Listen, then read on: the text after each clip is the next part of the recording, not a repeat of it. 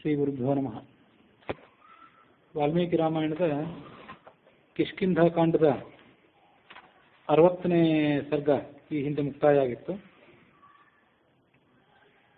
ಸಂಪಾತಿ ಎನ್ನುವ ಪಕ್ಷಿ ರಾಜ ತನ್ನ ಕಥೆಯನ್ನೆಲ್ಲ ಆ ಕಪಿಗಳಿಗೆ ಹೇಳಿಕೊಂಡ. ನಾನು ಮತ್ತು ಜಟಾಯು ಇಬ್ಬರು ಸಹೋದರರು ಸ್ಪರ್ಧೆಗಾಗಿ ಸೂರ್ಯನ ಕಡೆಗೆ ನಾವು ಹಾರಲಿಕ್ಕೆ ಪ್ರಾರಂಭ ಮಾಡಿದ್ವಿ. ನನ್ನ ತಮ್ಮನ ಸಂಕಷ್ಟವನ್ನು ನೋಡದೆ ಆತ ಸೂರ್ಯನ ಬಿಸಿಲಿಗೆ ಕಷ್ಟಪಡುತ್ತಿದ್ದನ್ನು ನೋಡಿ ನಾನು ನನ್ನ ರೆಕ್ಕೆಗಳನ್ನು ಆತನ ಮೇಲೆ ಹರಡಿ ಅವನಿಗೆ ತಂಪಾಗುವಂತೆ ಮಾಡಿದೆ, ಅವನ ಪ್ರಾಣ ಕಾಪಾಡಿದೆ. ಆದರೆ ನನಗೆ ಆ ಸೂರ್ಯನ ಬಿಸಿಯ ಪರಿಣಾಮವಾಗಿ ನನ್ನ ರೆಕ್ಕೆಗಳು ಸುಟ್ಟು ನಾನು ಈ ವಿಂಧ್ಯ ಪರ್ವತದ ಪ್ರದೇಶದಲ್ಲಿ ಬಂದು ಬಿದ್ದೆ. ಆತ ಮತ್ತೊಂದು ಬೇರೆ ಪ್ರದೇಶಕ್ಕೆ ಹೊರಟು ಹೋದ ಅಂತ ಈ ರೀತಿಯಾಗಿ ಸಂಪಾತಿ ತನ್ನ ಕಥೆಯನ್ನ ಈ ಕಪಿಗಳಿಗೆ ಹೇಳಿಕೊಂಡ. ಅದಾದ ಮೇಲೆ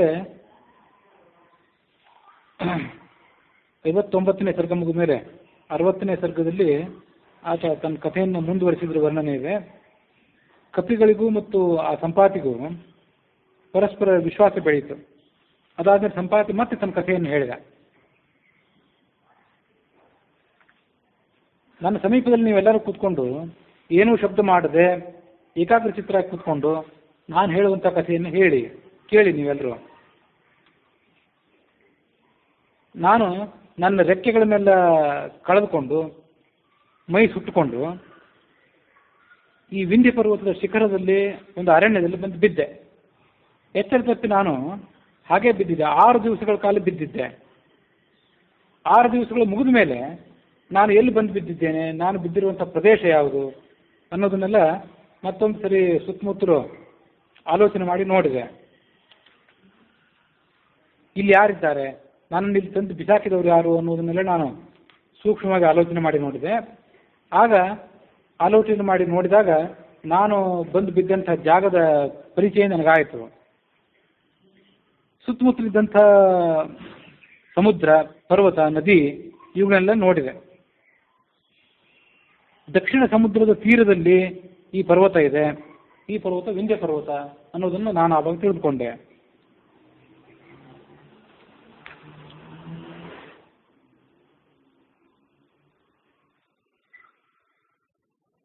ಲಬ್ಧ ಸಂಜ್ಞ ಷಡ್ರಾತ್ರ 6 ರಾತ್ರಿಗಳು ಕಳೆದ ಮೇಲೆ ನಾನು ಎಚ್ಚರಗೊಂಡೆ. ತತಸ್ತು ಸಾಗರಾನ್ ಶೈಲಾನ್, ಸುತ್ತಮುತ್ತಲು ಸಾಗರವನ್ನು ನೋಡಿದೆ, ಪರ್ವತಗಳನ್ನು ನೋಡಿದೆ, ನದಿಗಳನ್ನು ನೋಡಿದೆ. ಪೃಷ್ಠ ಪಕ್ಷಿ ಗಣಾಕೀರ್ಣ ಕಂದರ ಉದರ ಕೂಟವಾನ್ ದಕ್ಷಿಣಸ್ಯ ಉದಧೇಹೇ ತೀರೆ ವಿಂಧ್ಯ ಎಂಬಿತಿ ನಿಶ್ಚಿತ. ದಕ್ಷಿಣ ಸಮುದ್ರ ತೀರದಲ್ಲಿ ಇದು ವಿಂಧ್ಯ ಪರ್ವತ ಅಂತ ನಾನು ತಿಳ್ಕೊಂಡೆ. ಇದನ್ನ ಯಾಕೆ ನಾನು ಇನ್ನೊಂದ್ಸರಿ ಒತ್ತಿ ಹೇಳಿದೆ ಅಂದರೆ, ಮೊನ್ನೆ ದಿವಸ ಆ ಕಥೆ ನಾವು ಶ್ರವಣ ಮಾಡಿದ್ವಿ. ವಿಂಧ್ಯ ಪರ್ವತ ಅಂದ್ರೆ ಯಾವುದು ಅಂತ ನಾವು ಆಲೋಚನೆ ಮಾಡಿದ್ವಿ. ವಿಂಧ್ಯ ಪರ್ವತ ಅಂದ್ರೆ ಯಾವುದು ಅಂತ ಆಲೋಚನೆ ಮಾಡುವಾಗ ಒಂದು 2-3 ಸಮಾಧಾನಗಳನ್ನು ಬೇರೆ ಬೇರೆ ಪಂಡಿತರು ವ್ಯಾಖ್ಯಾನಕಾರರು ಹೇಳುವಂಥ ಸಮಾಧಾನಗಳನ್ನು ಶ್ರವಣ ಮಾಡಿದ್ವಿ. ಅದನ್ನ ಇನ್ನೊಂದ್ಸರಿ ನಾವು ವಿಮರ್ಶೆ ಮಾಡಿ ನೋಡ್ಬೇಕು. ಕಪಿಗಳು ಇದ್ದದ್ದು ಋಷ್ಯಮುಖ ಪರ್ವತದಲ್ಲಿ. ಅದು ಈಗಿನ ಬಳ್ಳಾರಿ ಜಿಲ್ಲೆ ಅಂತ ಸಾಮಾನ್ಯವಾಗಿ ಎಲ್ಲರೂ ಒಪ್ಪಿರುವಂಥ ಮಾತು. ಅಲ್ಲಿಂದ ಅವರು ಪೂರ್ವ ದಿಕ್ಕು, ಪಶ್ಚಿಮ, ದಕ್ಷಿಣ, ಉತ್ತರ ಎಲ್ಲ ಕಡೆ ಪ್ರಯಾಣ ಮಾಡಿದ್ರು ಅಂತ ನಾವು ಶ್ರವಣ ಮಾಡಿದ್ವಿ. ಹನುಮಂತ ಮೊದಲಾದವ್ರ ಗುಂಪು ದಕ್ಷಿಣ ದಿಕ್ಕಿನ ಕಡೆಗೆ ಪ್ರಯಾಣ ಮಾಡಿತು ಅಂತಾದರೆ ಅವರು ಆ ಬಳ್ಳಾರಿಯ ಭೂಭಾಗದಿಂದ ದಕ್ಷಿಣದ ಕಡೆಗೆ ಪ್ರಯಾಣ ಮಾಡಬೇಕು. ದಕ್ಷಿಣದ ಕಡೆ ಪ್ರಯಾಣ ಮಾಡಿದಾಗ ಅವರಿಗೆ ವಿಂಧ್ಯ ಪರ್ವತ ಸಿಗೋದು ಹೇಗೆ ಅಂತ ನಾವು ಪ್ರಶ್ನೆ ಮಾಡ್ಕೊಂಡಿದ್ವಿ. ಯಾಕಂದರೆ ವಿಂಧ್ಯ ಪರ್ವತ ಇರೋದು ಭಾರತದ ಮಧ್ಯಭಾಗದಲ್ಲಿ. ಉತ್ತರ ಭಾರತವನ್ನು ದಕ್ಷಿಣ ಭಾರತದಿಂದ ಪ್ರತ್ಯೇಕಿಸುವಂಥ ಪರ್ವತ ಶ್ರೇಣಿ ಏನಿದೆ ಅದಕ್ಕೆ ವಿಂಧ್ಯ ಪರ್ವತ ಅಂತ ಕರೀತಾರೆ. ಇವರು ದಕ್ಷಿಣ ದಿಕ್ಕಿಗೆ ಬಂದವರು ವಿಂಧ್ಯ ಪರ್ವತವನ್ನು ಹೇಗೆ ನೋಡ್ತಾರೆ, ಅಲ್ಲಿ ಅದವ್ರಿಗೆ ಸಿಗಲಿಕ್ಕೆ ಹೇಗೆ ಸಾಧ್ಯ ಅಂತ ಪ್ರಶ್ನೆ ಬಂದಿತ್ತು.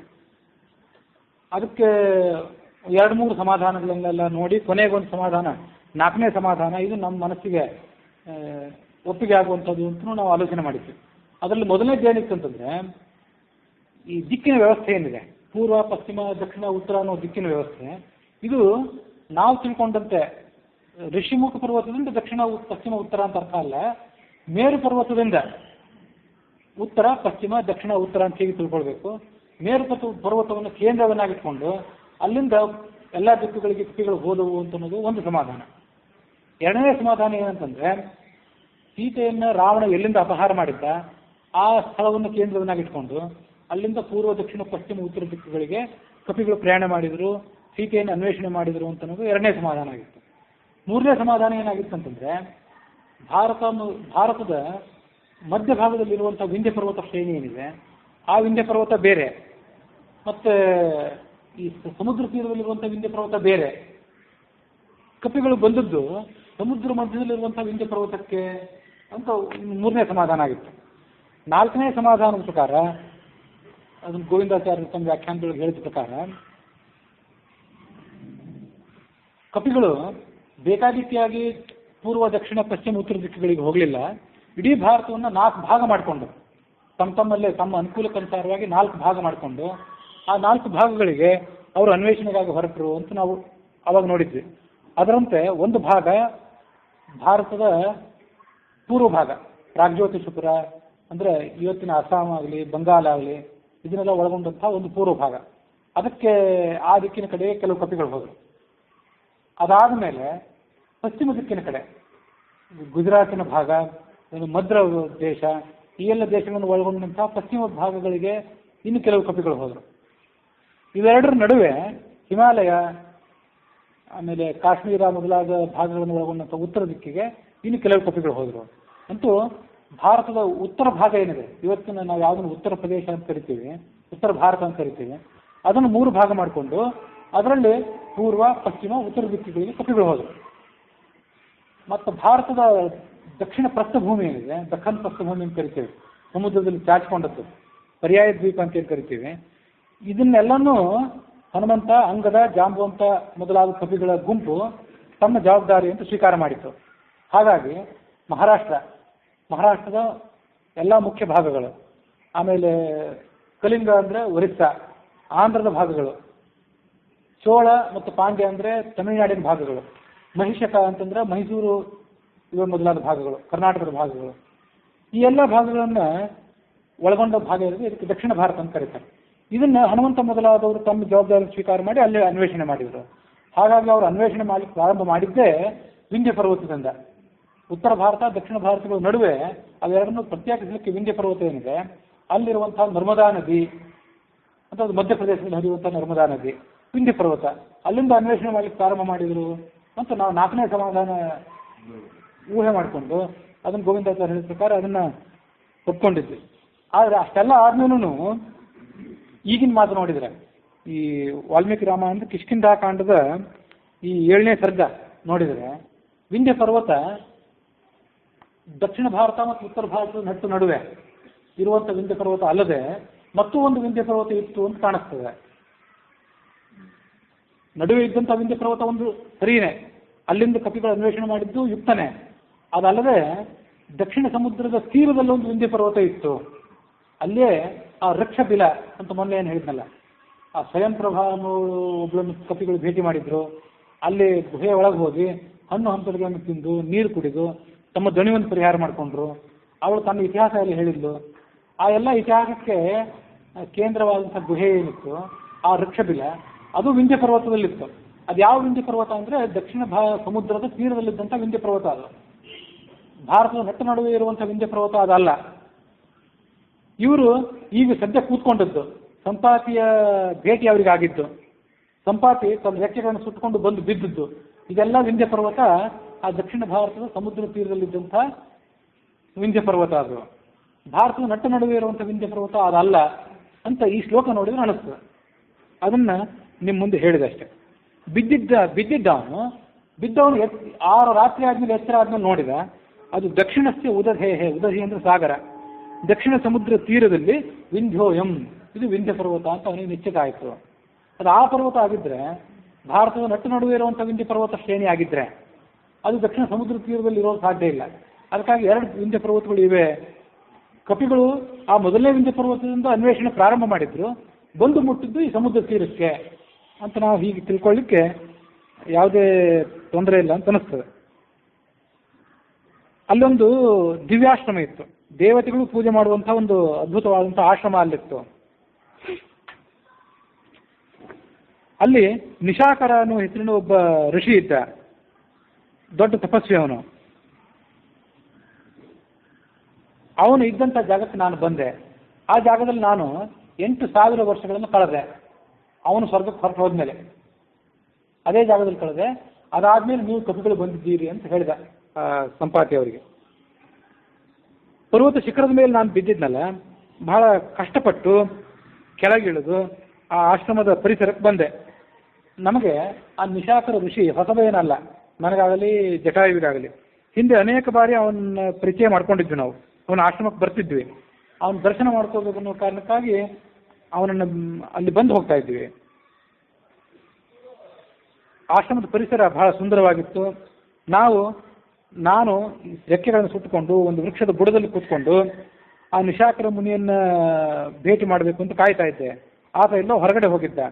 ಅವನು ಸ್ನಾನಾದಿಗಳನ್ನು ಮುಗಿಸಿ ಉತ್ತರದ ಕಡೆಗೆ ಬರ್ತಾ ಇದ್ದ. ಅಂತ ದಕ್ಷಿಣ ಸಮುದ್ರದ ತೀರದಲ್ಲಿ ಸ್ನಾನ ಮಾಡಿದ್ದಿರ್ಬೇಕು. ಅವನು ಸ್ನಾನ ಮಾಡಿ ತನ್ನ ಆಶ್ರಮದ ಕಡೆ ಹೊರಟಿದ್ದ. ಅವನು ಉತ್ತರದ ಕಡೆ ಮುಖ ಮಾಡಿ. ಅವನ ಪ್ರಭಾವ ಎಂಥದಿತ್ತಂದ್ರೆ, ಅವನನ್ನು ಹಿಂಬಾಲಿಸಿಕೊಂಡು ಕರಡಿ, ಚೌರಿ ಮೃಗ ಅಂದರೆ ಚಮರಿ ಮೃಗ, ಚಾಮರ ತಯಾರು ಮಾಡ್ತಾರಲ್ಲ ಆ ಚಮರಿ ಮೃಗ, ಹುಲಿ, ಸಿಂಹಗಳು, ಆನೆಗಳು, ಅವುಗಳೆಲ್ಲ ಅವನನ್ನು ಹಿಂಬಾಲಿಸ್ಕೊಂಡು ಬರ್ತಿದ್ದವು. ಆತ ಆಶ್ರಮದ ಒಳಗೆ ಪ್ರವೇಶ ಮಾಡಿದ ಕೂಡಲೇ ಅವೆಲ್ಲ ಹೊರಗೆ ಹೊರಟೋಗ್ಬಿಟ್ಟು, ಕಾಡಿಗೆ ಹೊರಟೋಗ್ಬಿಟ್ಟು. ನನ್ನನ್ನು ನೋಡಿ ಅವನು ಕೂಡ ಆಶ್ರಮದ ಒಳಗೆ ಹೋದ, ಮತ್ತೆ ಹೊರಗೆ ಬಂದ. ಹೊರಗೆ ಬಂದು ಪ್ರಶ್ನೆ ಮಾಡಿದ, ಯಾವ ಕಾರಣಕ್ಕಾಗಿ ನಿನ್ನ ಸ್ವರೂಪ ಎಲ್ಲ ಬದಲಾಗಿಬಿಟ್ಟಿದೆಯಲ್ಲ, ನಿನಗೇನಾಗಿದೆ ಅಂತ ಕೇಳಿದ. ನನ್ನನ್ನು ರೆಕ್ಕೆಗಳನ್ನು ಸುಟ್ಕೊಂಡಿದ್ದಿ, ನಿನ್ನ ಚರ್ಮಕ್ಕೆಲ್ಲ ಹುಣ್ಣಾಗಿಬಿಟ್ಟಿದೆ, ಗಾಯ ಆಗಿದೆ. ನೀನು ನಿನ್ನ ತಮ್ಮ ಇಬ್ಬರು ಹಿಂದೆ ಬಹಳ ಬಲಿಷ್ಠರಾದಂಥ ಹದ್ದುಗಳಾಗಿದ್ರಿ. ಇವತ್ತು ನಿನ್ನ ಗುರುತೇ ನಮಗೆ ಸಿಗ್ತಿಲ್ಲ, ಯಾಕೆ ಹೀಗಾಗಿದೆ? ನೋಡಿದ ಕೂಡಲೇ ನನ್ನನ್ನು ನೀವು ಸಮೀಪಿಸಿ ನಮಸ್ಕಾರ ಮಾಡ್ತಾ ಇದ್ರಿ. ನಿನ್ನನ್ನು ಯಾರಾದರೂ ಶಿಕ್ಷೆಗೆ ಒಳಪಡಿಸಿದ್ರೋ ಹೇಗೆ? ನಿನಗೇನಾಗಿತ್ತು ಅದನ್ನೆಲ್ಲವನ್ನು ವಿವರವಾಗಿ ಹೇಳು ಅಂತ ಆತ ಕೇಳ್ಕೊಂಡ.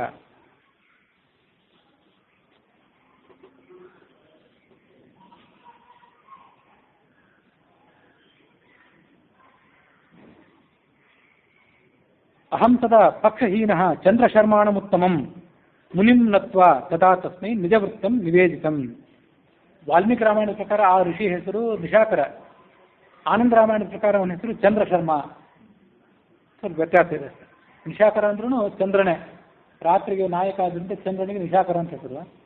ಅದೇ ಹೆಸರನ್ನು ಸ್ವಲ್ಪ ಬದಲು ಮಾಡಿ ಆನಂದ ರಾಮಾಯಣ ಹೇಳಿದ್ದಿರಬೇಕು. ಚಂದ್ರಶರ್ಮ ಅಂತ ಅವನಿಗೆ ಹೆಸರು. ಅವನಿಗೆ ನಾನು ನನ್ನ ಕಥೆಯನ್ನೆಲ್ಲ ಹೇಳಿದೆ, ಈ ಸಂಪಾತಿ ಹೇಳಿತ್ತು. ವಾಲ್ಮೀಕಿ ರಾಮಾಯಣದಲ್ಲಿ ಅದೇನು ಕಥೆ ಹೇಳಿತು ಅನ್ನೋದ್ರ ವಿವರ ಇದೆ. ಪೂಜ್ಯನೇ, ನಾನು ರೆಕ್ಕೆಯನ್ನು ಕಳ್ಕೊಂಡಿದ್ದೇನೆ ಮತ್ತು ಶರೀರಕ್ಕೆ ಬಹಳ ಆಯಾಸ ಆಗಿದೆ. ನಿನ್ನ ಜೊತೆ ಮಾತಾಡಲಿಕ್ಕೂ ನನಗೆ ಸಾಧ್ಯ ಆಗ್ತಿಲ್ಲ. ಆದರೂ ನನ್ನ ಕಥೆಯನ್ನು ನಿನಗೆ ನಾನು ವಿವರವಾಗಿ ಹೇಳ್ತೇನೆ ಅಂದ ಈ ಸಂಪಾತಿ. ನಾನು ನನ್ನ ತಮ್ಮ ಜಟಾಯು ಇಬ್ಬರು ಬಹಳ ನಮ್ಮ ಬಲದ ಕಾರಣದಿಂದಾಗಿ ದರ್ಪವುಳ್ಳವರಾಗಿದ್ವಿ. ಆಕಾಶಕ್ಕೆ ಹಾರಿದ್ವಿ. ಅಲ್ಲಿ ಆ ಆಕಾಶದಲ್ಲಿದ್ದಂಥ ಅನೇಕ ಲೋಕಗಳನ್ನು, ಗಂಧರ್ವರನ್ನು, ಅಪ್ಸರೆಯರನ್ನೆಲ್ಲ ನೋಡಿದ್ವಿ. ನಮ್ಮ ಇಬ್ಬರ ಶರೀರವು ಬೆವರಿತು. ನಮ್ಮ ಪ್ರಾಣನೇ ಹೊರಟೋಗ್ಬಿಡ್ತದೆ ಅನ್ನೋಷ್ಟು ಭಯ ಆಯಿತು ನಮಗೆ.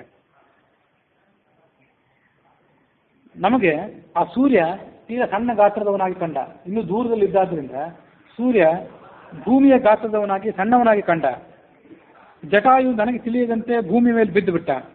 ಅವನು ಬಿದ್ದದ್ದು ನೋಡಿ ನಾನು ಕೂಡ ಕೆಳಗೆ ಬಿದ್ದೆ. ನಾನು ಜಟಾಯುವನ್ನು ನನ್ನ ರೆಕ್ಕೆಗಳ ಮೂಲಕ ರಕ್ಷಣೆ ಮಾಡಿದ್ರಿಂದ ಆತ ಸುಡಲಿಲ್ಲ. ಆದರೆ ಅಜಾಗರೂಕತೆಯ ಕಾರಣದಿಂದಾಗಿ ನಾನೇ ಸುಟ್ಟು ಹೋದೆ. ಹಾಗೆ ಬೀಳುವಾಗ ಜಟಾಯು ಜನಸ್ಥಾನದಲ್ಲಿ ಬಿದ್ದಿರಬೇಕು ಅಂತ ಊಹೆ ಮಾಡಿದೆ. ಜನಸ್ಥಾನ ಅಂದರೆ ಪಂಚವಟಿ, ರಾಮ ಲಕ್ಷ್ಮಣ ಸೀತೆಯರು ವನವಾಸ ಮಾಡಿದ ಸ್ಥಳ ಅದು. ನಾನು ವಿಂಧ್ಯ ಪರ್ವತದಲ್ಲಿ ಬಂದು ಬಿದ್ದೆ. ನನಗೆ ಇವತ್ತು ಹಿಂದಿನ ಶಕ್ತಿ ಇಲ್ಲ, ರೂಪವಿಲ್ಲ, ಪರಾಕ್ರಮ ಇಲ್ಲ, ಏನೂ ಇಲ್ಲ. ಹೀಗ್ಯಾಕೆ ನಾನು ಬದುಕಿರಬೇಕು? ಇನ್ನು ಪ್ರಾಣ ಪರಿತ್ಯಾಗ ಮಾಡಿಬಿಡ್ತೀನಿ ಅಂತ ಅದು ಆ ಋಷಿಯ ಮುಂದೆ ಹೇಳ್ಕೊಳ್ತು. ಆಗ ಋಷಿ ಸ್ವಲ್ಪ ಹೊತ್ತು ಸಮಾಧಿಸ್ಥನಾಗಿ ಮುಂದೆ ಆಗಬೇಕಾದಂಥ ಸಂಗತಿಗಳನ್ನೆಲ್ಲ ತಿಳ್ಕೊಂಡು ಆ ಪಕ್ಷಿಗೆ ಹೇಳಿದ. ನಾರದಾದಿಗಳು ಹೇಳಿರುವಂಥ ಭವಿಷ್ಯದ ಪುರಾಣಗಳು, ಒಂದು ಮುಂದೆ ಆಗಬೇಕಾದದನ್ನು ಹೇಳುವಂಥ ಪುರಾಣಗಳೇನಿವೆ, ಆ ಪುರಾಣಗಳ ಅಧ್ಯಯನದಿಂದಾಗಿ ನನಗೆ ಒಂದು ಸಂಗತಿ ಗೊತ್ತಾಗಿದೆ. ಅದೇನೆಂದರೆ, ನಿನ್ನಿಂದ ಒಂದು ಮಹಾಕಾರ್ಯ ಮುಂದಾಗಬೇಕಾಗಿದೆ. ಅದನ್ನು ನಾನು ತಪಸ್ಸಿನಿಂದ ಅಂತರ್ದೃಷ್ಟಿಯಿಂದ ತಿಳ್ಕೊಂಡಿದ್ದೇನೆ. ತ್ರೇತಾಯುಗದಲ್ಲಿ ಇಕ್ಷ್ವಾಕು ವಂಶದಲ್ಲಿ ದಶರಥ ಅನ್ನೋ ಹೆಸರನ್ನು ಒಬ್ಬ ರಾಜ ಹುಟ್ಟಿದ್ದಾನೆ. ನಿನ್ನೆ ಜಿಜ್ಞಾಸ ಮಾಡಿದ್ವಿ. ತ್ರೇತಾಯುಗ ಅಂದ್ರೆ 24ನೇ ತ್ರೇತಾಯುಗ ಅಂತ ಅನ್ನೋದು ಹರಿವಂಶದಲ್ಲಿ ಸ್ಪಷ್ಟ ಇದೆ. ಎಲ್ಲಿ ಇತ್ತು ಅಂತ ನಿನ್ನೆ ಜಿಜ್ಞಾಸೆ ಮಾಡ್ತಿದ್ವಿ. ಹರಿವಂಶದಲ್ಲಿ ಹರಿವಂಶದ ಪೂರ್ವಾರ್ಧದಲ್ಲಿ ವಿಷ್ಣುವಿನ ಬೇರೆ ಬೇರೆ ಅವತಾರಗಳನ್ನೆಲ್ಲ ಹೇಳುವಂಥ ಪ್ರಸಂಗ ಬಂದಿತ್ತು. ನಾವು ಅದೆಲ್ಲ ಶ್ರವಣ ಮಾಡಿದ್ವಿ. ಆದರೂ 24ನೇ ತ್ರೇತಾಯುಗ ಅನ್ನೋದು ಎಲ್ಲಿದೆ ಅಂತ ನಾನು ಮರ್ತು ಬಿಟ್ಟಿದ್ದೆ. ಚತುರ್ವಿಂಶತಿತನೇ ತ್ರೇತಾಯುಗ ಅಂತ ಅಲ್ಲಿ ಸ್ಪಷ್ಟವಾಗಿದೆ. ಹಾಗಾಗಿ ಆ ದಶರಥ ಅಂತ ಒಬ್ಬ ಮಗ ರಾಜ ಬರ್ತಾನೆ. ಅವನಿಗೆ ರಾಮ ಅನ್ನೋ ಮಗ ಹುಟ್ಟುತ್ತಾನೆ. ಅವನು ಕಾರಣಾಂತರದಿಂದ ವನವಾಸಕ್ಕೆ ಬರಬೇಕಾಗ್ತದೆ. ಅವನ ಪತ್ನಿ ಸೀತೆಯನ್ನು ರಾವಣ ಅಪಹಾರ ಮಾಡ್ತಾನೆ. ಅವಳಿಗೆ ಬೇಕಾದಷ್ಟು ಪ್ರಲೋಭನೆಗಳನ್ನು ಒಡ್ಡುತ್ತಾನೆ. ಆದರೆ ಅವಳು ಆ ರಾವಣ ಒಡ್ಡಿದಂಥ ಯಾವುದೇ ಪ್ರಲೋಭನೆಗಳಿಗೆ ಬಲಿಯಾಗೋದಿಲ್ಲ. ಅವಳು ಯಾವುದೇ ಆಹಾರವನ್ನು ಸ್ವೀಕಾರ ಮಾಡದೇ ಇರುವುದನ್ನು ನೋಡಿ ಬ್ರಹ್ಮನ ಆದೇಶದಂತೆ ಇಂದ್ರ ದೇವತೆಗಳಿಗೂ ಸಿಗದಂಥ ಅಮೃತಕ್ಕೆ ಸಮಾನವಾದಂಥ ಒಂದು ಪಾಯಸ ಅಥವಾ ಒಂದು ಪರಮಾನ್ನ ಅದನ್ನು ತಂದು ಅವಳಿಗೆ ಕೊಡ್ತಾನೆ. ಆ ಸೀತೆ ಆ ಪರಮಾನ್ನ ಇಂದ್ರವನ್ನೇ ತಂದು ಕೊಟ್ಟದ್ದು ಅಂತ ಅನ್ನೋದನ್ನು ನಿಶ್ಚಿತಪಡಿಸಿಕೊಂಡು ಅದರ ಒಂದು ಭಾಗವನ್ನು ರಾಮನಿಗೆ ನಿವೇದನೆ ಮಾಡಿ ಲಕ್ಷ್ಮಣನಿಗೂ ಕೂಡ ಅದನ್ನು ಸಮರ್ಪಣೆ ಮಾಡಿ ಮುಂದೆ ತಾನು ಅದನ್ನು ತಿಂತಾಳೆ. ಇಷ್ಟೆಲ್ಲ ಆದಮೇಲೆ ಆ ಸುಗ್ರೀವನ ಸೇನಾ ನಾಯಕರು ಸೀತೆಯನ್ನು ಅನ್ವೇಷಣೆ ಮಾಡ್ತಾ ನಿನ್ನ ಬಳಿಗೆ ಬರ್ತಾರೆ. ಆ ಸಮಯದಲ್ಲಿ ನೀನು ನಿನಗೆ ಗೊತ್ತಿರುವಂತಹ ಸೀತೆಯ ಮಾಹಿತಿಯನ್ನು ಅವ್ರಿಗೆ ಕೊಡಬೇಕು. ಅಲ್ಲಿ ತನಕ ನೀನು ಎಲ್ಲಿಗೂ ಕೂಡ ಹೋಗಬಾರ್ದು, ಇಲ್ಲೇ ಇರಬೇಕು, ಇದೇ ಸ್ಥಳದಲ್ಲೇ ಇರಬೇಕು. ನೀನು ಅವರನ್ನು ಭೇಟಿಯಾದಾಗ ನಿನ್ನ ರೆಕ್ಕೆಗಳನ್ನು ಮತ್ತೆ ಪಡ್ಕೊಳ್ತೀವಿ.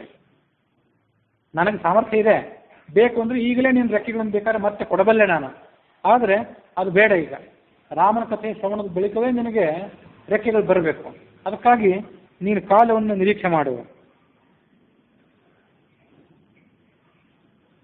ನನಗೂ ಕೂಡ ರಾಮ ಲಕ್ಷ್ಮಣರನ್ನ ನೋಡಬೇಕು ಅಂತ ಅಪೇಕ್ಷೆ ಇದೆ. ಆದರೆ ನನ್ನ ಆಯುಷ್ಯ ಇಲ್ಲಿ ತೀರಿರೋದ್ರಿಂದ ಹೆಚ್ಚು ಕಾಲ ಬದುಕಬೇಕು ಅಂತ ನಾನು ಅಪೇಕ್ಷೆ ಪಡೋದಿಲ್ಲ. ಹಾಗಾಗಿ ಈಗಲೇ ಪ್ರಾಣ ಪರಿತ್ಯಾಗ ಮಾಡ್ತೇನೆ ಅಂತ ಆ ಋಷಿ ಹೇಳಿ ಪ್ರಾಣ ಪರಿತ್ಯಾಗ ಮಾಡಿದ. ಅದಾದ್ಮೇಲೆ 8,000 ವರ್ಷ ಇದು ಅಲ್ಲೇ ಇತ್ತು. ಈ ಸಂಪಾತಿ ಪಕ್ಷಿ ತನ್ನ ಆಶ್ರಮಕ್ಕೆ ಹೊರಟು ಹೋದ. ನಾನು ಆ ಅಲ್ಲಿಂದ ಹೊರಗೆ ಬಂದು ವಿಂಧ್ಯ ಪರ್ವತವನ್ನು ಏರಿ ನೀವೆಲ್ಲ ಸಖಿಗಳು ಬರೋದನ್ನ ನಿರೀಕ್ಷೆ ಮಾಡ್ತಾ ಕೂತ್ಕೊಂಡಿದ್ದೆ. ನಾನು ಆ ಋಷಿಯ ಜೊತೆಗೆ ಮಾತಾಡಿ ಅನೇಕ ವರ್ಷಗಳು ಸಂದು ಹೋಗಿವೆ. ಇವತ್ತು ರಾಮ ಯಾವತ್ತು ನನ್ನ ಕಾರಣಕ್ಕೆ ಬರ್ತಾನೆ, ಒಂದು ವೇಳೆ ಬರ್ತಾನೋ ಇಲ್ಲೋ ಅಂತ ನನ್ನ ಸಂದೇಹ ಬೇರೆ. ಹೀಗೆ ನಾನು ಇಲ್ಲಿ ಕಾಯ್ತಾ ಕೂತ್ಕೊಂಡಿದ್ದೆ. ಈಗ ನೀವು ಆ ಋಷಿ ಹೇಳಿದಂತಹ ಘಟನೆಗಳೆಲ್ಲ ಚಾಚು ತಪ್ಪದೆ ನಡೆದಿವೆ. ರಾವಣನ ಪರಾಕ್ರಮ ಎಷ್ಟು ಅಂತ ನನಗೂ ಗೊತ್ತಿದೆ. ರಾವಣನನ್ನು ನಾನಾಗಲಿ ಜಟಾಯುವಾಗಲಿ ನನ್ನ ಮಗ ಸುಪಾರ್ಶ್ವ ಆಗಲಿ ತಡೆದು ನಿಲ್ಲಿಸಲಿಕ್ಕೆ ಸಾಧ್ಯ ಇರ್ತಿರ್ಲಿಲ್ಲ. ಆದರೂ ನನ್ನ ಮಗ ಸುಪಾರ್ಶ್ವ ರಾವಣನನ್ನು ನೋಡಿದ್ನಲ್ಲ, ನೀನ್ಯಾಕೆ ರಾವಣನನ್ನು ತಡೆ ಹಿಡಿಯಲಿಲ್ಲ, ಸೀತೆಯನ್ನು ಯಾಕೆ ರಕ್ಷಣೆ ಮಾಡಲಿಲ್ಲ ಅಂತ ನಾನು ನನ್ನ ಮಗನನ್ನು ನಿಂದನೆ ಮಾಡಿದೆ. ಸೀತೆಯ ವಿಲಾಪವನ್ನು ಕೇಳಿ ರಾಮ ಲಕ್ಷ್ಮಣರು ಸೀತೆಯನ್ನು ಬೇರ್ಪಟ್ಟಿದ್ದಾರೆ ಅಂತ ಕೇಳಿ ನಾನು ಬಹಳ ದುಃಖಿತನಾಗಿದ್ದೇನೆ ಅನಿಸ್ತದು. ಹೀಗೆ ಅದು ಮಾತಾಡ್ತಿದ್ದಾಗಲೇ ಅದಕ್ಕೆ ಮತ್ತೆ ರೆಕ್ಕೆಗಳು ಬಂತು.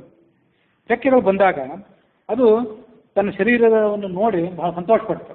ಬರೇ ರೆಕ್ಕೆಗಳು ಬರಲಿಲ್ಲ, ಅದಕ್ಕೆ ಹಿಂದಿನ ರೂಪ, ಹಿಂದಿನ ಯೌವನ, ಪರಾಕ್ರಮ ಅದೆಲ್ಲ ಬಂದಿತ್ತು. ಅದಕ್ಕೆ ಬಹಳ ಉತ್ಸಾಹ ಬಂದಿತ್ತು ಅಂತಿದೆ. ಅಲ್ಲಿ ಹೇಗಿದೆ ಅಂದರೆ, ಕೆಲವು ಕಡೆಗಳಲ್ಲಿ ಅದಕ್ಕೆ ರೆಕ್ಕೆಗಳು ಬಂದ ಮೇಲೆ, ಹಿಂದಿನ ಪರಾಕ್ರಮ ಬಂದ ಮೇಲೆ ತಾನು ಕೂತ ಜಾಗದಿಂದ ಅದು ಮೇಲೆ ಹಾರಿತು. ಹಾರಿ ಅಲ್ಲಿಂದನೇ 100 ಯೋಜನ ದೂರ ಇರುವಂತಹ ಲಂಕೆಯನ್ನು ಅದು ನೋಡಿತು. ನೋಡಿ ಸೀತೆ ಸುರಕ್ಷಿತವಾಗಿದ್ದಾಳೆ, ರಾವಣನ ಹಿಡಿತದಲ್ಲಿದ್ದಾಳೆ ಅನ್ನೋದನ್ನೆಲ್ಲ ಈ ಕವಿಗಳಿಗೆ ಹೇಳಿತ್ತು ಕೆಲವು ಮಾಹಿತಿಗಳ ಪ್ರಕಾರ. ಇನ್ನು ಕೆಲವು ಮಾಹಿತಿಗಳ ಪ್ರಕಾರ ಅದು ಮೊದಲೇ ನೋಡಿತ್ತು. ತನಗೆ ರೆಕ್ಕೆ ಬರೋದಕ್ಕಿಂತ ವಾಲ್ಮೀಕಿ ರಾಮಾಯಣಕ್ಕೆ ಅನುಸಾರವಾಗಿ ಅದು ಮೊದಲೇ ನೋಡಿತ್ತು. ಮೊದಲೇ ನೋಡಿ ಅದು ಅವರಿಗೆ ಸಮಾಧಾನ ಹೇಳಿತ್ತು. ನೋಡಿ ಎಲ್ಲ ಆದಮೇಲೆ ಮುಂದೆ ಅದಕ್ಕೆ ರೆಕ್ಕೆಗಳು ಬಂದವು ಅಂತ ಇನ್ನು ಮತ್ತೊಂದು ವ್ಯಾಖ್ಯಾನದ ಪ್ರಕಾರ ನಾವು ನೋಡ್ತೇವೆ.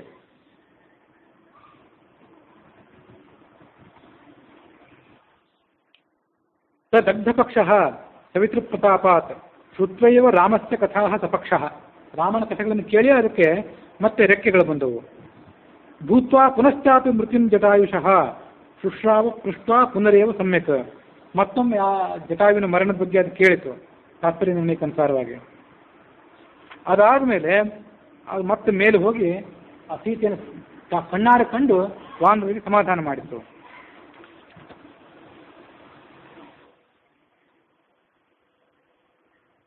ಈಗ ಸಂಪಾತಿ ಎಲ್ಲ ಹೇಳಿ ತನಗೆ ಹಿಂದಿನಂತೆ ಹಾರೋ ಸಾಮರ್ಥ್ಯ ಇದೆಯೋ ಇಲ್ಲೋ ಅಂತ ಪರೀಕ್ಷೆ ಮಾಡಿಕೊಂಡು ನೋಡಬೇಕು ಅಂತ ಅಪೇಕ್ಷೆ ಪಟ್ಟಿತ್ತು. ಶಿಖರದಿಂದ ಮೇಲೆ ಹಾರಿತು. ಹಾರಿ ಆ ಕಪಿಗಳಿಗೆಲ್ಲ ಸಮಾಧಾನ ಹೇಳಿ ಅಲ್ಲಿಂದ ಹೊರಟು ಹೋಯ್ತದು. ಮುಂದೆ ಕಪಿಗಳೆಲ್ಲ ದಕ್ಷಿಣ ದಿಕ್ಕಿನ ಕಡೆಗೆ ಪ್ರಯಾಣ ಮಾಡಿದರು. ಸೀತೆಯನ್ನು ಅನ್ವೇಷಣೆ ಮಾಡಬೇಕು, ಸಾಗರವನ್ನು ದಾಟಬೇಕು ಅನ್ನೋ ಉದ್ದೇಶ ಇಟ್ಕೊಂಡು ದಕ್ಷಿಣ ದಿಕ್ಕಿನ ಕಡೆಗೆ ಪ್ರಯಾಣ ಮಾಡಿದರು. ಸೀತೆಯ ಸಮಾಚಾರ ಅವರಿಗೆ ಸಿಕ್ಕಿತ್ತಾದ್ರಿಂದ ಅವರೆಲ್ಲರಿಗೂ ಬಹಳ ಸಂತೋಷ ಆಗಿತ್ತು. ಸಂತೋಷ ಆಗಿ ಗರ್ಜನೆ ಮಾಡ್ತಾ ಸಮುದ್ರದ ತೀರಕ್ಕೆ ಅವರು ಬಂದರು. ಆ ಸಮುದ್ರ ತೀರದಲ್ಲಿ ಒಂದು ವಿಶಾಲವಾದಂಥ ಜಾಗದಲ್ಲಿ ಅವರೆಲ್ಲ ನಿಂತ್ಕೊಂಡ್ರು. ದೊಡ್ಡ ಕಪಿ ಸೈನ್ಯ ಅಲ್ಲಿ ನಿಂತ್ಕೊಂಡಿತ್ತು. ಅಂಗದ ಅವರಿಗೆಲ್ಲ ಸಮಾಧಾನ ಮಾಡಿದ. ಕಪಿಗಳಿಗೆ ಸಮುದ್ರವನ್ನು ನೋಡಿ ಭಯ ಆಗಿತ್ತು, ಅವ್ರಿಗೆ ಸಮಾಧಾನ ಮಾಡಿದ. ನೀವು ಯಾರೂ ನಿರಾಶರಾಗಬೇಡ್ರಿ. ನಿರಾಶೆ ಮನುಷ್ಯನ ಶರೀರದಲ್ಲಿ ಒಮ್ಮೆ ಹೊಕ್ಕರೆ ಅವನ ಶಾರೀರಿಕವಾದಂಥ ಮಾನಸಿಕವಾದಂಥ ಶಕ್ತಿಯನ್ನೆಲ್ಲ ಹಾಳು ಮಾಡಿಬಿಡ್ತದೆ ನಿರಾಶೆ. ಅದಕ್ಕಾಗಿ ನೀವು ಯಾರೂ ನಿರಾಶರಾಗಬೇಡಿ. ವಿಷಾದೋ ಹಂತಿ ಪುರುಷಂ ಬಾಲಂ ಕ್ರುದ್ಧ ಯುವೋರಗಃ. ಹಾವು ಸಣ್ಣ ಬಾಲಕನನ್ನು ಕಚ್ಚಿ ಅವನು ಇಡೀ ಶರೀರವನ್ನೆಲ್ಲ ನಿಷ್ಕ್ರಿಯವನ್ನಾಗಿ ಪ್ರಾಣರಹಿತವನ್ನಾಗಿ ಮಾಡ್ತದಲ್ಲ, ಹಾಗೆ ವಿಷಾದ ನಿರಾಶೆ ನಮ್ಮನ್ನು ನಿರುತ್ಸಾಹರನ್ನಾಗಿ ಮಾಡ್ತದೆ. ನೀವು ಉತ್ಸಾಹ ಕಳ್ಕೋಬೇಡಿ ಅಂತ ಅವ್ರಿಗೆ ಸಮಾಧಾನ ಮಾಡಿದ. ರಾತ್ರಿ ಆಯ್ತು, ಅದರಿಂದ ಅವರೆಲ್ಲರೂ ಅಲ್ಲೇ ಮಲ್ಕೊಂಡ್ರು. ಬೆಳಗಾದ ಕೂಡಲೇ ಕಿರಿಯರಾದಂತಹ ವಾನರರೆಲ್ಲರೂ ಕೂಡಿ ಮತ್ತೊಮ್ಮೆ ಸಮಾಲೋಚನೆ ಮಾಡಿದರು. ನಾಯಕನಾದ್ರಿಂದ ಅಂಗದ ಅವರಿಗೆ ಮತ್ತೊಮ್ಮೆ ಮಾತಾಡಿದ. ಇವತ್ತು ನಾವು ಸುಗ್ರೀವನ ಆಜ್ಞೆಯನ್ನು ಸ್ವೀಕಾರ ಮಾಡ್ಕೊಂಡು ಇಲ್ಲಿ ಬಂದಿದ್ದೇವೆ. ಸುಗ್ರೀವನ ಆಜ್ಞೆಯಂತೆ ಸಮುದ್ರವನ್ನು ದಾಟುವಲ್ಲವನು ಯಾರಿದ್ದಾನೆ? ನಾವು ನಮ್ಮಲ್ಲಿ ಯಾರಾದರೂ ಒಬ್ಬರ ಪರಾಕ್ರಮವನ್ನು ಅನುಸರಿಸಿ ಆಶ್ರಯ ಮಾಡಿಕೊಂಡು ನಮ್ಮ ಕೆಲಸ ಮುಗಿಸಿಕೊಂಡು ಸೀತೆಯ ಸಮಾಚಾರ ಕೇಳಿ ಮತ್ತೆ ನಮ್ಮ ಮನೆ ಮಠ, ನಮ್ಮ ಹೆಂಡತಿ ಮಕ್ಕಳು ಇದನ್ನೆಲ್ಲ ನಾವು ಮತ್ತೊಮ್ಮೆ ನೋಡಬೇಕಾಗಿದೆ. ಅಂಥವ್ರು ನಮ್ಮಲ್ಲಿ ಯಾರಿದ್ದಾರೆ? ಆ ಸಂಗತಿಯನ್ನು ಹೇಳಿ ನೀವು. ಈಗ ಅಂಗದ ಹೇಳಿದಾಗ ಅವ್ರು ಯಾರೂ ಮಾತಾಡಲಿಲ್ಲ. ಎಲ್ಲರೂ ಸುಮ್ಮನೆ ಕೂತ್ಕೊಂಡ್ಬಿಟ್ರು. ಯಾರಿಗೂ ಅಷ್ಟು ದೂರ ದಾಟುವಂಥ ಶಕ್ತಿನೇ ಇರಲಿಲ್ಲ. ಆಗ ಅಂಗದ ಮತ್ತೊಮ್ಮೆ ಕಪಿಗಳಿಗೆ ಹೇಳಿದ. ಅವ್ರಿಗೆ ಉತ್ಸಾಹ ತುಂಬಿದ. ನೀವೆಲ್ಲ ದೊಡ್ಡ ದೊಡ್ಡ ಕುಲದಲ್ಲಿ ಹುಟ್ಟಿದವರಿದ್ದೀರಿ, ಮಹಾತ್ಮರಾಗಿದ್ದೀರಿ, ನಿಮ್ಮ ಸಾಮರ್ಥ್ಯ ಎಷ್ಟಿದೆ ಅನ್ನೋದನ್ನು ಹೇಳಿ, ಕೊನೆಗೆ ಒಂದು ಉಪಾಯ ಮಾಡೋಣ ಅಂತ ಅವರೆಲ್ಲರಿಗೂ ಆತ ಹೇಳಿದ. ಅಲ್ಲಿದ್ದವರು ಗಜ, ಗವಯ, ಗವಾಕ್ಷ, ಶರಭ, ಗಂಧಮಾದನ, ಮೈಂದ, ದ್ವಿವಿಧ, ಸುಷೇಣ, ಜಾಂಬು ಅಂತ ಎಲ್ಲರೂ ತಮ್ಮ ಶಕ್ತಿಯನ್ನು ಹೇಳ್ಕೊಂಡ್ರು. ಅದರಲ್ಲಿ ಗಜ ಅನ್ನುವನೊಬ್ಬರಿದ್ದ. ಅವನು 10 ಯೋಜನ ಹಾರ್ತೇನೆ ನಾನು ಅಂತ ಹೇಳಿದ. ಗವಾಕ್ಷ 20 ಯೋಜನ ಹಾರಬಲ್ಲೆ ಅಂತ ಹೇಳಿದ. ಗವಯ ಅಂತಿದ್ದ, ನಾನು 30 ಯೋಜನ ಹಾರ್ತೀನಿ ಅಂದ. ಶರಭ 40 ಯೋಜನದ ಬಗ್ಗೆ ಹೇಳ್ಕೊಂಡ. ಗಂಧಮಾದನ 50. ಮೈಂದ, ದ್ವಿವಿಧ ಅಂತ ಇವರಿಬ್ರು ಅಶ್ವಿನಿ ದೇವತೆಗಳ ಅವತಾರದ. ಅದರಲ್ಲಿ ಮೈಂದ ನಾನು 60 ಯೋಜನ ಹಾರ್ತೇನೆ ಅಂದ. ದ್ವಿವಿಧ ನಾನು 70 ಯೋಜನ ಹಾರ್ತೇನೆ ಅಂತಂದ. ಸುಷೇಣ ಅಂತಿದ್ದ, ಅವನು ನಾನು 80 ಯೋಜನ ಹಾರ್ತೇನೆ ಅಂತ ಹೇಳಿದ. ಆಗ ಜಾಂಬು ಅಂತ ಅವರೆಲ್ಲರಲ್ಲೂ ಹಿರಿಯ. ಅದರಲ್ಲೊಂದು ಒಂದೆಲ್ಲ ಹಾಡಿದೆ, ನೀವು ಹಾಡು ಕೇಳಿದಿರುತ್ತೆ. ನೀವು ಯಾರೆಷ್ಟು ಹಾರಿರಿ ಅಂತ ಒಂದು ಹಾಡು, ಅದು ದಾಸರ ಹಾಡು. ಕಪಿಗಳನ್ನೆಲ್ಲ ಪರಸ್ಪರ ಕೇಳ್ತಾರೆ, ನೀವೆಷ್ಟು ಹಾಕ್ತೀರಿ ಅಂತ. ಇದರ ಸಾರರೂಪವಾಗುತ್ತೆ ಹಾಡು. ಆಗ ಅವನು ಹೇಳಿದ, ನಾನು ಹಿಂದೆ ಬಹಳ ಶಕ್ತಿ ಉಳ್ಳವನಾಗಿದ್ದೆ, ನನ್ನ ಶಕ್ತಿಗೆ ಏನು ಕಡಿಮೆ ಇರಲಿಲ್ಲ.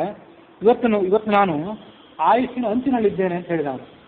ನಿಮ್ಮನ್ನ ಅವ್ರನ್ನ ವಿಮರ್ಶೆ ಮಾಡಿಕೊಂಡು ಅವನಿಗೆ ಎಷ್ಟು ಆಯುಷ್ಸಾಗಿತ್ತು ಜಾಂಬುವಂತನಿಗೆ ಅಂತಂದರೆ, ಇವತ್ತು ಕೂಡ ಬಹಳ ವಯಸ್ಸಾದವರನ್ನ, ಅದು ಮತ್ತು ಬರೇ ವಯಸ್ಸಾದವರಲ್ಲ, ವಯಸ್ಸಾಗಿ ವಿವೇಕ, ಜ್ಞಾನ, ಅನುಭವ ಇದರ ಸಂಗಮದಂತಿದ್ದವರನ್ನ ಜಾಂಬುವಂತ ಅಂತ ಹಾಸ್ಯಕ್ಕಾಗಿ ಹೇಳೋದೊಂದು ಪದ್ಧತಿ ಇದೆ.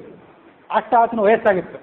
ಅದು ಹೇಗೆ ಅಂತಂದರೆ, ಈಗ ನಡೆದಿದ್ದು ರಾಮಾವತಾರ, ನಾವಿನ್ನು ಕಲ್ಪನೆ ಮಾಡ್ಕೋಬೇಕು. ಕೃಷ್ಣಾವತಾರದಲ್ಲೂ, ಇದ್ರ ನಂತರ ಕೃಷ್ಣಾವತಾರದಲ್ಲೂ ಆತ ಇದ್ದ.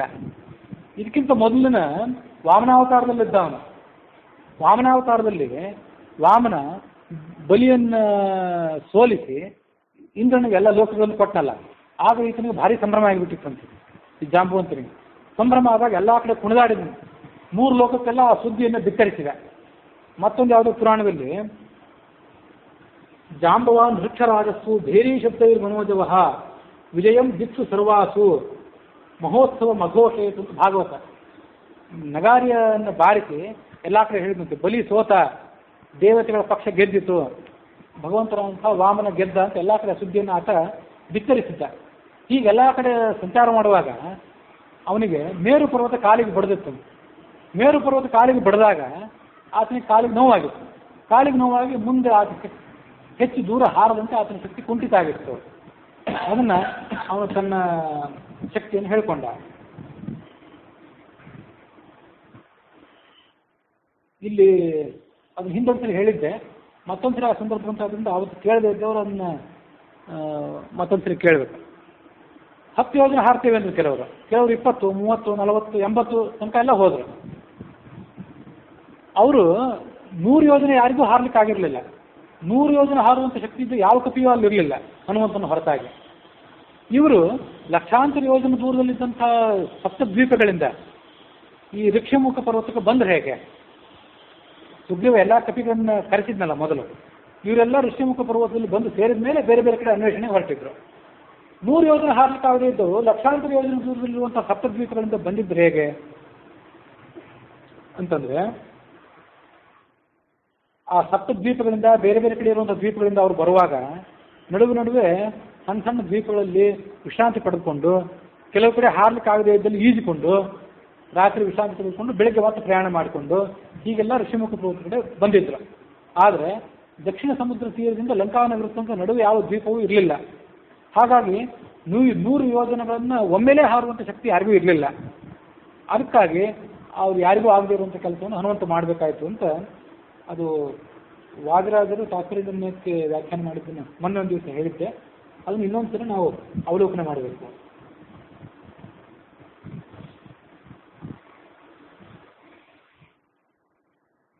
ಇಲ್ಲಿ ವಾಲ್ಮೀಕಿ ರಾಮಾಯಣದಲ್ಲಿ ಸುಷೇಣ ಅಂತ ಒಂದು ಹೆಸರು ಕೇಳಿದ್ವಿ ನಾವು. ವಾಸ್ತವಿಕವಾಗಿ ಅಲ್ಲಿ ಸುಷೇಣ ಇರಲಿಲ್ಲ, ಅದು ತಪ್ಪು ಪಾಠ ಅಂತ ಹೇಳ್ತಾರೆ ಗೋವಿಂದಾಚಾರ್ಯ. ಯಾಕಂದ್ರೆ ಸುಷೇಣ ಹೋಗಿದ್ದು ಪಶ್ಚಿಮ ದಿಕ್ಕಿಗೆ. ಅದನ್ನು ನಾವು ಈ ಸಂದರ್ಭದಲ್ಲಿ ಮನನ ಮಾಡ್ಕೋಬೇಕು. ದಿನಕಾಂತ್ ಕಪಿ ಇದ್ದ, ಆತನ ಮುಖಂಡತ್ವದಲ್ಲಿ ಪೂರ್ವ ದಿಕ್ಕಿಗೆ ಕಪಿಗಳು ಹೋಗಿದ್ದು. ಪಶ್ಚಿಮ ದಿಕ್ಕಿಗೆ ಸುಷೇಣ. ಶತಬಲಿ ಅಂತಿದ್ದ, ಆತ ಉತ್ತರ ದಿಕ್ಕಿಗೆ ಹೋಗಿದ್ದ. ಪಶ್ಚಿಮ ದಿಕ್ಕಿಗೆ ಹೋದವರು ಅಂಗದ, ಜಾಂಬವಾನ್, ಹನುಮಂತ, ತಾರ ಮೊದಲಾದವರು. ಹಾಗಾಗಿ ಆ ಸುಷೇಣ ಅನ್ನೋ ಒಂದು ಹೆಸರು ತಪ್ಪಾಗಿ ಸೇರ್ಕೊಂಡಿದೆ ವಾಲ್ಮೀಕಿ ರಾಮಾಯಣದಲ್ಲಿ. ಆತ ದಕ್ಷಿಣ ದಿಕ್ಕಿಗೆ ಬಂದಿರಲಿಲ್ಲ ಅಂತ ಅದನ್ನ ಒಂದು ಸಂಗತಿಯನ್ನು ವ್ಯತ್ಯಾಸ ಮಾಡಿ ತಿಳ್ಕೊಳ್ಬೇಕು. ಅದಕ್ಕಾಗಿ ಸುಷೇಣ ಅಂತ ಅನ್ನೋದ್ರ ಬದಲಾಗಿ ತಾರಸ್ಯಾಪಿ ಹರಿಶ್ರೇಷ್ಠ. ತಾರ ಅಂತ ಹೇಳಿದ ಅಂಗದನ ಸೋದರ ಮಾವ, ಆತ ಆ ಗುಂಪಿನಲ್ಲಿ ಇದ್ದ, ಸುಷೇಣ ಇರಲಿಲ್ಲ ಅಂತ ನೋಡ್ಕೊಳ್ಬೇಕು.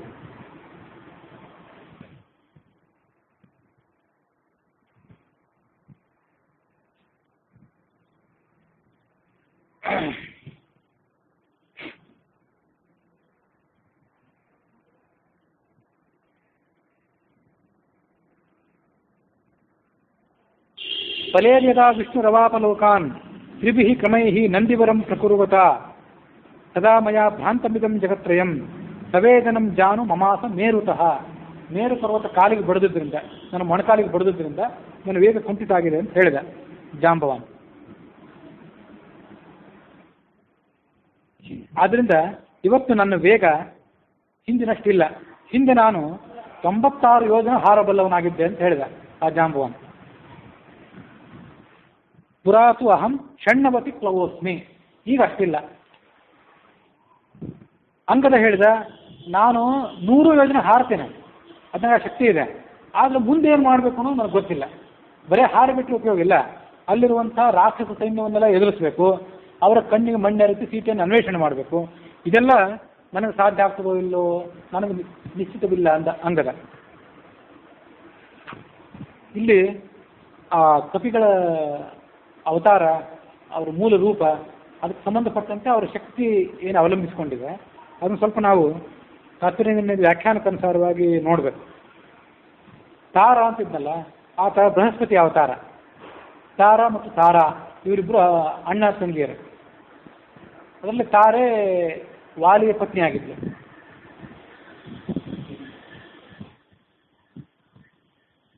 ತಾರತಮ್ಯ ದೃಷ್ಟಿಯಿಂದ, ಕಕ್ಷಾ ತಾರತಮ್ಯ, ಸ್ಥಾನ ತಾರತಮ್ಯ ದೃಷ್ಟಿಯಿಂದ ತಾರ ಬೃಹಸ್ಪತಿ ಅವತಾರ. ಮತ್ತೆ ಅಂಗದ ಜಾಂಬವಂತರು ಕ್ರಮವಾಗಿ ಚಂದ್ರ ಮತ್ತು ಯಮನ ಅವತಾರ. ಅಂಗದ ಚಂದ್ರನ ಅವತಾರ, ಜಾಂಬವಂತ ಯಮನ ಅವತಾರ. ತಾರತಮ್ಯ ದೃಷ್ಟಿಯಿಂದ ಬೃಹಸ್ಪತಿಗಿಂತ ಅವರು ಕಡಿಮೆಯವರು. ಹಾಗಿದ್ರೂ ಆ ತಾರನಿಗೆ ತಾರನಿಗೆ ಸಾಧ್ಯ ಆಗದೇ ಇರೋಕ್ಕಿಂತ ಹೆಚ್ಚಿನ ದೂರವನ್ನು ಇವರಿಬ್ಬರು ದಾಟಬಲ್ಲವರಾಗಿದ್ದರು. ಅದು ಹೇಗೆ ಅಂತ ಒಂದು ಪ್ರಶ್ನೆ. ತಾರ ಏನು ಹೇಳಿದ್ದ, ನಾನೆಷ್ಟೋ 50-60 ಹಾರ್ತೀನಿ ಅಂದಿದ್ದ.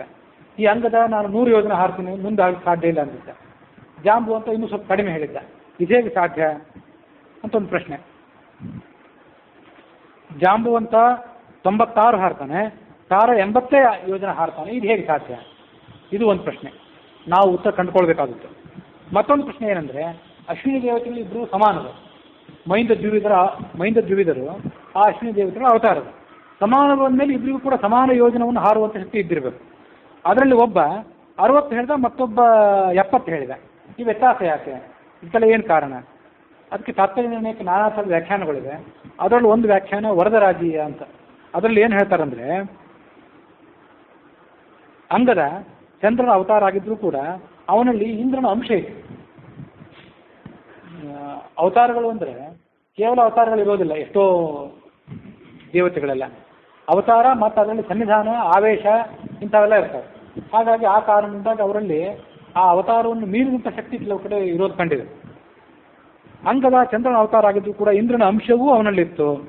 ಇಂದ್ರ ಅಂಗದೇ ಚೈವ ತಥೋಂಗದೇ ಅಂತ ತಾತ್ಪರ್ಯ ನಿರ್ಣಯದಲ್ಲಿ 3ನೇ ಅಧ್ಯಾಯದಲ್ಲಿ ಅದನ್ನು ಮೊದಲೇ ಹೇಳಿದ್ದಾರೆ. ತಾರನ ತಂದೆ, ತಾರ ಹುಟ್ಟಿದ್ದು ಸುಷೇಣ ಅನ್ನುವ ಕಪಿಯಿಂದ. ತಾರ ಮತ್ತು ತಾರಾ ಇವರಿಬ್ಬರು ಹುಟ್ಟಿದ್ದು ಸುಷೇಣ ಅನ್ನುವ ಕಪಿಯಿಂದ. ಜಾಂಬುವಂತ ಹುಟ್ಟಿದ್ದು ಸ್ವಯಂ ಚತುರ್ಮುಖ ಬ್ರಹ್ಮನಿಂದ. ಹಾಗಾಗಿ ಜಾಂಬುವಂತ ಹುಟ್ಟಿದ್ದು ಸ್ವಯಂ ಚತುರ್ಮುಖ ಬ್ರಹ್ಮನಿಂದ. ಆದ್ದರಿಂದ ತಂದೆಯಾದಂತಹ ಚತುರ್ಮುಖ ಬ್ರಹ್ಮನ ಕಾರಣದಿಂದಾಗಿ ಆ ಜಾಂಬುವಂತನಿಗೆ ಹೆಚ್ಚಿನ ಶಕ್ತಿ ಬಂದಿತ್ತು. ತಾರ ಅಂದರೆ ಬೃಹಸ್ಪತಿ, ಅವನ ತಾರತಮ್ಯ ದೊಡ್ಡದಾದರೂ ಕೂಡ ಅವನನ್ನು ಮೀರಿಸಿದ ಶಕ್ತಿ ಜಾಂಬುವಂತನಿಗೆ ಯಾಕೆ ಬಂತು ಅಂದರೆ, ಆ ಬೃಹಸ್ಪತಿಗಿಂತಲೂ ಹಿರಿಯನಾದಂತಹ ಬ್ರಹ್ಮನ ಮೂಲಕ ಹುಟ್ಟಿದವನಾದ್ದರಿಂದ. ಹಾಗೆ ಚಂದ್ರನ ಅವತಾರವಾದಂಥ ಅಂಗದನಿಗೆ ಆ ಬೃಹಸ್ಪತಿ ಅವತಾರವಾದ ತಾರನ್ನು ಮೀರಿಸಿದ ಶಕ್ತಿ ಎಲ್ಲಿಂದ ಬಂದಿತ್ತು ಅಂದರೆ, ಆ ಬೃಹಸ್ಪತಿಯ ಮೇಲಿನ ಸ್ಥಾನ ಇಂದ್ರನದು. ಆ ಇಂದ್ರನ ಆವೇಶ ಅವನಲ್ಲಿತ್ತಾದ್ರಿಂದ ಆ ಶಕ್ತಿ ಅವನಿಗೆ ಬಂದಿತ್ತು. ಅಂತೂ ಅಂಗದ ಮತ್ತು ಬೃಹಸ್ಪತಿ, ಈ ಅಂಗದ ಮತ್ತು ಜಾಂಬುವಂತ ಇವರಿಬ್ಬರಿಗೂ ತಾರನಿಗಿಂತ ಹೆಚ್ಚಿನ ಶಕ್ತಿ ಬಂದಿದ್ದು ಯಾಕೆಂದರೆ ಅವರು ಹುಟ್ಟಿದ ವ್ಯಕ್ತಿಗಳು ಕಾರಣ, ಅವರ ಅವತಾರಗಳು ಕಾರಣ ಅಂತ ನಾವು ವ್ಯಾಖ್ಯಾನದಲ್ಲಿ ನಾವು ನೋಡಬೇಕು. ಇನ್ನೊಂದೇನೆಂದರೆ, ತಾರ ಹುಟ್ಟಿದ್ದು ತ್ರೇತಾಯುಗದಲ್ಲಿ, ಈ ಜಾಂಬುವಂತ ಹುಟ್ಟಿದ್ದು ಇನ್ನೂ ಹಿಂದೆ 24ನೇ ತ್ರೇತಾಯುಗದಲ್ಲಿ ರಾಮಾಯಣ ನಡೆದಿತ್ತು. ಆವಾಗ ಹುಟ್ಟಿದವರು ಈ ತಾರ ಮೊದಲಾದವರೆಲ್ಲ. ಈ ಜಾಂಬುವಂತ ವಾಮನಾವತಾರ ಕಾಲದಲ್ಲೇ ಇದ್ದವನು. ವಾಮನಾವತಾರ, ಪರಶುರಾಮಾವತಾರ, ಆಮೇಲೆ ರಾಮಾವತಾರ. ವಾಮನಾವತಾರ ಕಾಲದಲ್ಲಿ ಬಲಿಯನ್ನು ವಾಮನ ಸೋಲಿಸಿದಾಗ ಅದನ್ನು ಸಂಭ್ರಮಿಸಿದವನು ಈ ಜಾಂಬುವಂತ. ಹಾಗಾಗಿ ಇವರೆಲ್ಲಕ್ಕಿಂತಲೂ ಎಷ್ಟೋ ಕೋಟಿ ವರ್ಷ ಮೊದಲೇ ಹುಟ್ಟಿದವನು. ಹಾಗಾಗಿ ಹಿಂದೆ ಹುಟ್ಟಿದವನಾದ್ರಿಂದ ಅವನಿಗೆ ಶಕ್ತಿ ಹೆಚ್ಚು. ಮೈಂದ ವಿವಿಧ ಅಂತ ಇಬ್ಬರು ಏನಿದ್ರಲ್ಲ, ಅವರಿಬ್ಬರು ಸಮಾನರಾದರೂ ಕೂಡ ವಿವಿಧನಲ್ಲಿ ಇಂದ್ರನ ಆವೇಶ ಇತ್ತಾದ್ರಿಂದ ಅವನಲ್ಲಿ ಶಕ್ತಿ ಹೆಚ್ಚಾಗಿತ್ತು. ಅದಕ್ಕಾಗಿ ಮೈಂದ 60 ಯೋಜನ, ವಿವಿಧ 70 ಯೋಜನ ಹಾರಬಲ್ಲವನಾಗಿದ್ದ ಅಂತ ಆ ವ್ಯಾಖ್ಯಾನದ ಸಹಾಯದಿಂದಾಗಿ ಆ ವ್ಯತ್ಯಾಸವನ್ನು ನಾವು ಅರ್ಥ ಮಾಡ್ಕೊಳ್ಬೇಕು.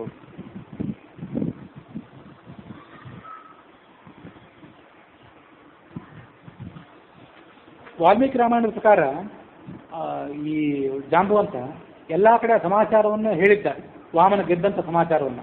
ಅಷ್ಟೇ ಅಲ್ಲದೆ ಆ ತ್ರಿವಿಕ್ರಮ ಮೂರ್ತಿಗೆ ಇವನು ಪ್ರದಕ್ಷಿಣೆ ಮಾಡಿದ್ದಾನೆ ವಾಲ್ಮೀಕಿ ರಾಮಾಯಣಕ್ಕನುಸಾರವಾಗಿ. ನಾನಿವತ್ತು ವೃದ್ಧನಾಗಿದ್ದೇನೆ, ಪರಾಕ್ರಮ ಕುಂಠಿತಾಗಿದೆ, ಇವತ್ತು ನಾನು 90 ಯೋಜನೆ ಹಾರ್ತೀನಿ ಅಂದ. ವಾಲ್ಮೀಕಿ ರಾಮಾಯಣದ ಪ್ರಕಾರ 90, ತಾತ್ಪರ್ಯ ನಿರ್ಣಯದ ಪ್ರಕಾರ 96. ಆದರೆ ಇಷ್ಟರಿಂದ ನನಗೆ ಸೀತಾನ್ವೇಷಣೆ ಮಾಡಲಿಕ್ಕೆ ಸಾಧ್ಯ ಆಗೋದಿಲ್ಲ ಅಂತಿದ್ದ ಅವನು. ಆಗ ಅಂಗದ ಹೇಳಿದ, ಅಹಂ ಏತದ್ ಗಮಿಷ್ಯಾಮಿ ಯೋಜನಾನಾಂ ಶತಂ ಮಹತ್. 100 ಯೋಜನೆ ನಾನು ಹಾರ್ತೇನೆ, ಹಿಂದೆ ಬರ್ಲಿಕ್ಕೆ ಮಾತ್ರ ನನಗೆ ಸಾಧ್ಯ ಆಗ್ತದೋ ಇಲ್ಲೋ ಗೊತ್ತಿಲ್ಲ ಅಂದಿದ್ದ.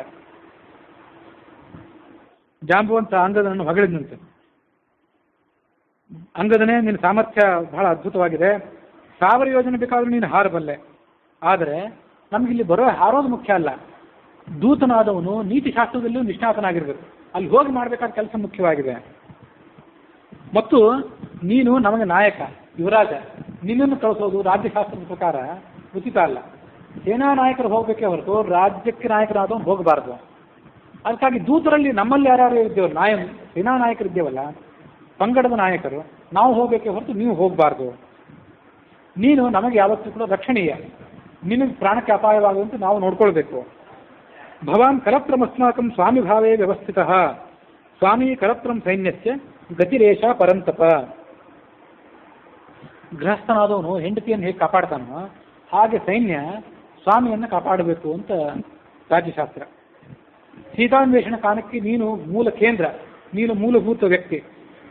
ನಾವು ಪತ್ನಿಯನ್ನು ಕಾಪಾಡುವಷ್ಟು ಜತನದಿಂದ ನಿನ್ನನ್ನು ಕಾಪಾಡಬೇಕು, ನೀನು ಇಲ್ಲೇ ಇರುವ. ಅದಕ್ಕಾಗಿ ನೀನೊಬ್ಬ ಸುರಕ್ಷಿತನಾಗಿದ್ದರೆ ಉಳಿದೆಲ್ಲ ಕೆಲಸಗಳನ್ನು ಮಾಡಬಹುದು. ನಾವು ಬೇರೆ ಯಾರನ್ನಾದರೂ ವಿಚಾರ ಮಾಡೋಣ ಅಂತ ಹೇಳ್ದ. ಆಗ ಆ ಅಂಗದ ಜಾಂಬವಂತನಿಗೆ ಹೇಳಿದ, ಆಯಿತು, ನಾನು ಹಾರೋದು ಬೇಡ ಅಂತ ನೀನು ಅಭಿಪ್ರಾಯ ಪಟ್ಟಿದ್ದೀನಿ ಅಂತ ತಿಳ್ಕೊಳ್ಳೋಣ. ಹಾಗಾದರೆ ಹಾರುವವರು ಯಾರು? ಉಳಿದ ಕಪಿಗಳಿದ್ದಾರೆ ಯಾರು? ಯಾರಿಗೂ ಹಾರಲಿಕ್ಕೆ ಸಾಧ್ಯ ಇಲ್ಲ ಅಂತ ಆದರೆ ನಾವಿನ್ನು ಪ್ರಾಯೋಗಿಕ ವೇಷವನ್ನೇ ಮುಂದುವರಿಸಬೇಕಾಗ್ತದೆ.